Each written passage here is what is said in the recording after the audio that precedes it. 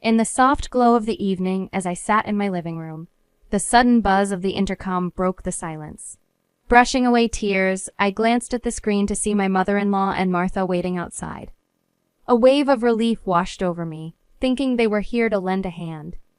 With quick steps, I reached the door and swung it open, only to freeze in surprise. "Please, bring everything inside," my mother-in-law instructed, and a group of people, chirpy and full of energy, who appeared to be movers, made their way in, apologizing as they passed by me. Confused and overwhelmed, I blurted out, "What? What's happening?" My voice must have carried because my son, Roger, rushed down from his room, worry etched on his face. "What's wrong, Mom?" he asked, eyeing the movers who were now swiftly occupying our space with boxes and furniture. I don't know," I stammered, turning to look at him, equally puzzled. Suddenly, the harsh reality was voiced.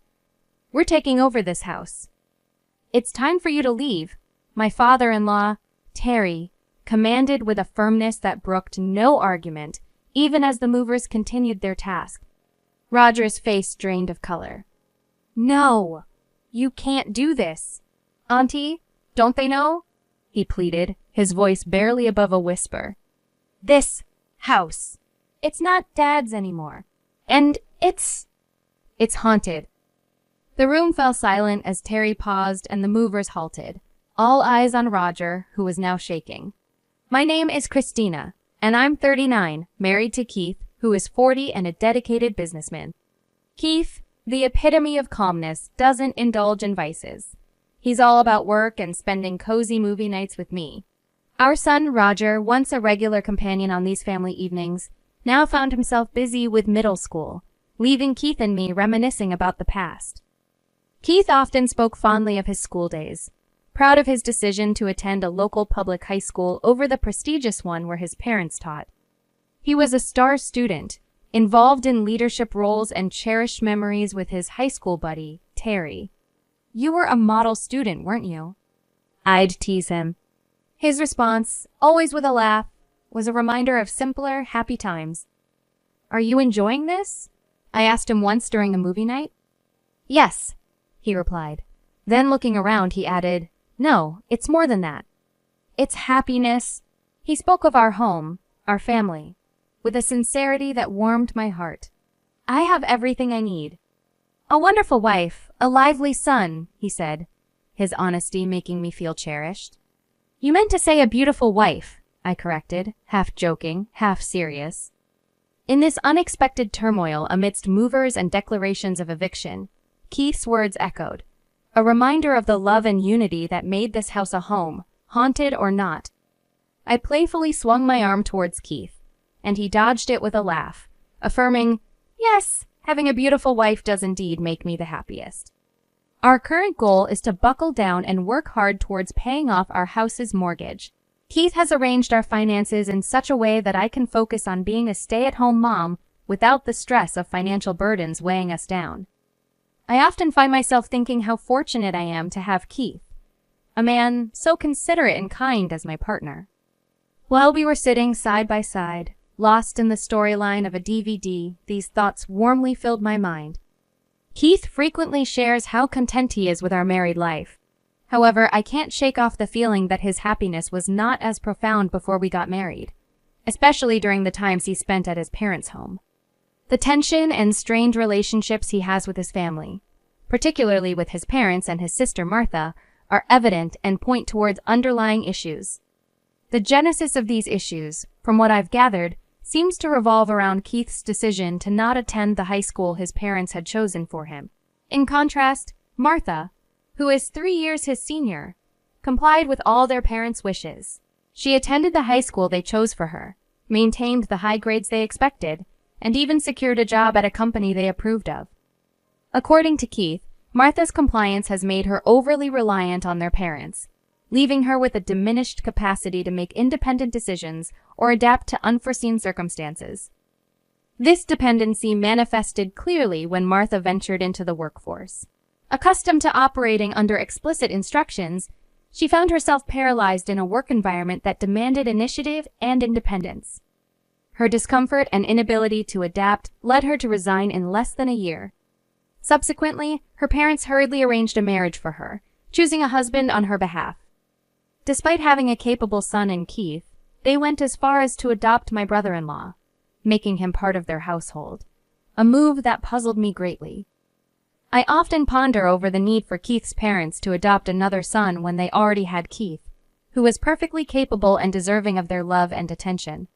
Keith's father is an ordinary businessman, yet there seemed an undue emphasis on projecting a certain image, particularly through the education of their children. They stretched their finances to send Keith and Martha to private high schools, a decision Keith attributes to his parents' desire to maintain a facade of affluence and prestige. Keith recounted stories of a wealthy family living near his parents, with a daughter the same age as Martha. The girls spent their childhood playing together, but as they entered elementary school, their paths began to diverge.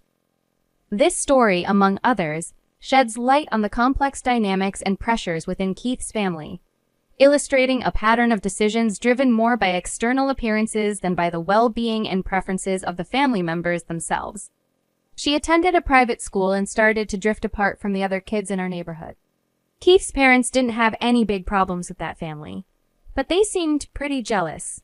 They worked hard to save money so Martha could go to private school too. Because of this, we often had simple meals at home. But Martha's school lunches were fancy, leading to a strange mix in what we ate. Keith decided he didn't want to deal with the pressure of a private school, so he chose a public high school instead. I think it was a smart choice, but his parents were really upset and started treating him differently. They used to love showing off about Martha's fancy school. When people asked about Keith, they probably felt a bit ashamed to say he went to a public school. They imagined a fancier lifestyle than they needed, which wasn't really better. Keith's family and Martha's, with her 2 kids, rent their house. Renting isn't bad, but I wonder if they could have spent their money better instead of just trying to look good. They borrowed money for Martha's education and are still paying it back. I've never really gotten how they think about money. This also shows up in how they give Christmas gifts. Martha's kids get more than Roger, which doesn't seem fair, especially since they all live together. It's sad to see Roger affected by this too. They also don't like that we own our house, a 3-story place with 4 bedrooms bigger than theirs. They make comments like, "Pretty fancy for a public school family," and say our nice house doesn't suit us. When they visit, they pick on small things like a stain or a scratch on the floor, and say our house isn't that great. Honestly, their attitude is pretty annoying. They don't have to come over if they don't like it here. Keith thinks they act this way because they're jealous. They don't have a lot of money, but we have our own house, even though we're still paying for it. Keith jokes that it's because they always want to look good to others. My brother-in-law probably earns a decent salary, and my father-in-law is still working in his 50s, but their debts slow them down. "Don't worry about it," Keith always says. But when Keith and Roger aren't home, my mother-in-law and Martha come over. Lately, they've started walking around our house while I'm busy in the kitchen. They talk about changing rooms to their liking, which is pretty bold. When I caught them and showed I was annoyed, they just faked a smile and made a snarky comment about me being slow with the tea. I had to ask them to go back to the living room and was shocked when my mother-in-law asked for a spare key. I couldn't give her one, knowing she might snoop around our things. It was strange for them to ask for a key after treating Keith poorly. I told them I'd talk to Keith about the key, and later, we said no over the phone. My mother-in-law was mad, but we made it clear they should only visit when one of us is home. Keith's health suddenly became a concern. He was diagnosed with cancer after some tests, which left us speechless. The cancer was more advanced than we thought. The doctor said he didn't have long without surgery. Our insurance wouldn't cover all the costs, including the hospital bills, living expenses, and our house mortgage. Everything we had built seemed to fall apart. I was scared of losing Keith and worried about our future, feeling completely overwhelmed. I thought about asking my parents for help, but they're no longer with us. And being an only child, I didn't have other family to turn to. So, we decided to ask Keith's parents and Martha for help. We explained Keith's situation and how cancer treatments can work wonders these days. Martha didn't seem to understand how serious it was, and Keith's parents and Martha hesitated to offer financial support. I remember hearing you've paid off your debts recently. We mentioned hoping they'd consider helping. We promised to pay you back. Could you lend us the money for Keith's surgery and hospital stay? The same money you saved for my private school tuition, could we use it now? We'll work hard to repay you, we pleaded with them, desperate for their help. But they refused, saying they had just started enjoying a bit of luxury. I suggested that my life insurance could cover the mortgage if something happened to me, and we could sell the house to repay them. I even offered to write a promise note. Despite our pleas, they remained unmoved. Why don't you sell the house now? They suggested. Selling the house was a thought. But after paying off the mortgage, we'd need to make sure there was enough left for Keith's treatment, hospital bills, and finding a new place to live. Keith had been sending money home even when he was single. It seemed only right that they help him now. But no matter how much we begged, their answer didn't change. Keith finally said it was enough, and we left. As we were leaving, my brother-in-law caught up to us and gave us $4,000, apologizing for not having more. He had been contributing to their debt repayments too. I'll try talking to them again, he promised, asking us not to lose hope. We thanked him for his kindness. Do you have any other plans? He asked. Yes, we're considering selling the house like Martha suggested, I replied, shocked by the reality of the situation. Selling a house isn't easy. It involves a lot of steps and wouldn't be quick enough, especially with Keith's upcoming hospital admission. Plus, we'd need to find somewhere new to live. It's not as simple as it sounds. It's okay. I know someone who can help, Keith said with a hopeful smile. Over the 3 years since his cancer was found, Keith fought bravely. Even though doctors said he had just a few months, he made many happy moments with us. There were many hospital visits, but we made the best of them. When the doctor told us Keith might not come home again, I called his family. They visited a few times, quickly leaving after a short visit, as if they were just checking on him. I didn't want to think they were only wondering how much time he had left. When it was clear Keith didn't have much time, I called my mother-in-law. Oh no, that's awful. We'll hurry, she said, but she sounded unsure and hung up quickly. Despite feeling uneasy, I went back to Keith and our son, Roger, in the hospital room. In the end, only my brother-in-law, coming straight from work, and Keith's good friend Terry, made it to see him. Keith opened his eyes weakly to see us before closing them one last time. My brother-in-law and Terry took care of the funeral stuff while we went home to get things ready. They stayed with Keith, and Terry drove us. We had rushed out in the morning, and by the time we returned, it was already evening. Our breakfast dishes were still out. In the quiet of the evening, I turned on the lights and started looking through a photo album in the living room. Tears began to fall as I picked out a photo for the memorial service. Then the doorbell rang. I wiped my tears and saw my mother-in-law and Martha on the monitor. They hadn't made it in time to see Keith, but they were here now.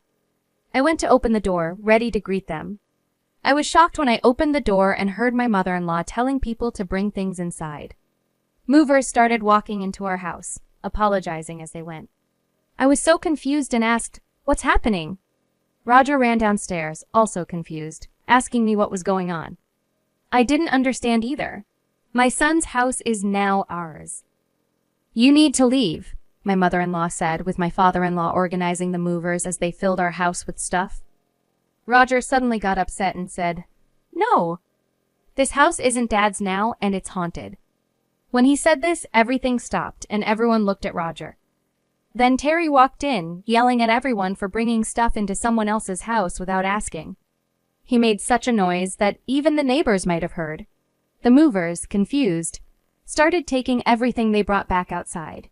Then my nephew and his kid showed up, upset about their things being left outside. My brother-in-law was angry. He thought he was helping with a move, but was confused by the situation. In the middle of the chaos, he said he couldn't handle it anymore and wanted a divorce from Martha. He arranged for his and his kids' things to go to his parents' house. He apologized for the trouble and left with the kids, not even looking at Martha. Martha was left crying on the street, and my in-laws didn't know what to do with all the stuff everywhere. Neighbors started watching, making it even more embarrassing. Terry then suggested we move the belongings inside to clear the street. I agreed with Terry, saying it was okay to bring the stuff inside since it was technically their house now. My in-laws looked confused when I said that. So, I explained the whole story. 3 years back, after Keith's parents didn't help us, Keith brought home Terry, who looked pretty tough. Terry owns a real estate business and even gave me his business card. I had heard he was Keith's high school friend, but he looked so tough that I thought he was involved in some scary business. Roger was so frightened that he stayed close to me. Keith noticed me looking worried and laughed, saying Terry might look scary, but he's actually a well-respected businessman. Even Roger seemed to be easing up a bit around him. Terry, despite his serious look, playfully hit Keith on the head, which shocked me, especially since Keith was unwell, but they both just laughed it off. Terry hadn't come to our wedding or visited us at home, which now made sense because Keith had told me stories about his good friend Terry from school. Terry joked about not attending social events because his tough look might scare people, which is why he joked he was still single. As Keith and Terry joked around, it reminded me that this was the Terry Keith had always talked about. I laughed, apologizing for interrupting their moment, noting how Keith always got so lively around him. Roger joked about the importance of a father's dignity, which lightened the mood further. I shared with Terry how Keith had wished he could come to our wedding, and we'd love for him to visit us anytime. Then, Terry got down to business, saying we didn't have much time. He checked every part of the house from each room to the exterior walls and the meter box. After inspecting everything, Terry opened his laptop, typed something, and then showed us the screen. Terry showed us a price for the house that really surprised me. It was much more than what we originally paid. I worried it was too high, especially since our house was pretty old and hadn't been updated in years. There were marks and the wooden floors were worn out. But Terry said not to worry, mentioning how my in-laws were already planning how to use the rooms, meaning they saw it as perfectly livable. Keith reassured me to trust Terry, so I agreed to sell at that price. Terry quickly got some papers out. Then he mentioned we'd need a new place to live. Among the papers, he also had rental agreements. His plan was to buy our house and then rent it back to us. This solved our problems all at once. I couldn't believe what I was hearing. Terry promised to transfer the sale money to us soon, which we could use to pay off our mortgage. He was so confident, and his smile made him look more friendly than scary. While signing the papers, I saw the rent was listed as $400. Keith, Roger, and I thought it was a typo, expecting it to be $4,000, but Terry corrected us, saying it was no mistake. He felt he owed Keith a lot. Keith didn't think so, but Terry shared stories from their school days. Terry used to get into a lot of trouble back then, which upset his mom a lot. Once, his mom, who raised him alone, ended up in the hospital from too much stress and tiredness. When Terry got to the hospital and saw his mom looking so weak, he realized his actions were causing her stress. He broke down, feeling really guilty, and decided to change. He stopped getting into fights and stayed away from trouble. But then someone found a cigarette butt on the school's roof that had started a small fire. Everyone thought Terry did it because of his reputation, even though he didn't. The school wanted to kick him out, and Terry was scared of upsetting his mom again. Keith was the only person who believed Terry didn't do it. Keith was actually the student council president, and they hadn't really talked much before this happened. Keith stood up for Terry, went to the principal to defend him, and even found the person who actually caused the fire. Terry was grateful because Keith's help meant he could finish high school, take care of his mom, and later start his own business. That's why Terry felt he owed Keith a lot. After sharing this story, we all felt thankful for Terry's offer about the rent. 3 years ago, this whole thing happened, and now Terry owned our house but was letting us rent it. He even offered to show the documents to prove it and said he could rent it to any of our family members for a good price. The funeral went smoothly, and we moved into a 3-bedroom apartment, Terry suggested. He mentioned we'd probably move back into our house soon. I was curious why he thought that, and so was Roger, who came over to hear more. I was thinking about asking them to leave, but then Terry came up with a different idea. 3 days later, we went back to the house, saying we forgot some things. Terry was with us, and my mother-in-law made us tea and snacks, but not very happily. "How do you find living here?" Roger casually asked his grandfather, who happily said it was great. "Really? Do you ever hear weird noises like on the stairs or in the bathroom?" Roger then acted scared and talked about how he thought he saw someone on the stairs when we weren't home, but there was nobody there. My mother-in-law said that was silly, but at that moment, Roger and Terry acted as if they heard something upstairs. Martha, who was quiet because she was sad about her divorce, didn't say anything. "Let's stop talking about creepy things." "I didn't hear anything," she said. Roger and Terry quickly left with us. Outside, my in-laws looked really scared. In the car, we all laughed. Terry had used the ghost story Roger made up as a sort of punishment for how they treated Keith. Terry was upset about how they were ready to move into Keith's house without caring about him. It seemed like the more Terry and Roger talked about ghosts, the more my in-laws started to believe the house was haunted by actual ghosts. They got so scared, they eventually moved out. Terry helped them find another place to live that was affordable. "That was just business," he said, clearly pleased with himself. We all thought he did great. Martha, who had to start working again after her divorce, was now facing real-life challenges on her own. It was a big change for everyone now that they had to look after themselves. In the end, we went back to living in the house that Keith and I originally bought. We can't own it again, but we're staying there, paying just $400 each month. The brother-in-law and his 2 kids are visiting more now. Martha seems to want to reunite with him, but he's not interested at the moment. Terry visits us once a month, pretending it's to collect the rent. But really, it's on the day Keith passed away. After we honor Keith's memory, we all have dinner together. Terry even takes the time to listen to Roger, who's in high school now, talk about what's on his mind. Roger and I find a special happiness in the stories Terry shares about Keith's school days during these dinners. Many of these stories are new to us and show sides of Keith we hadn't seen before.